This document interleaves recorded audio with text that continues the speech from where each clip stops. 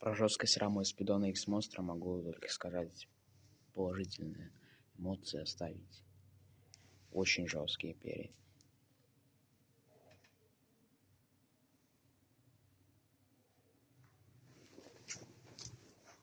Еще один нюанс. Лучше просить продавца, чтобы он упаковывал раму получше. А то вот эта вот коцка была, когда я ее получил.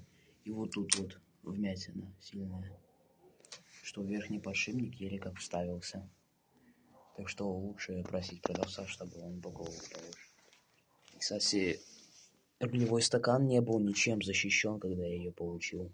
Я ее открыл, тут не было вообще ничего в качестве защиты. А так, в принципе, все отлично. Цепь смазываю парафиновой смазкой «Мамина забота». Все отлично смазывает. И в дождь, и в слякоть нормально.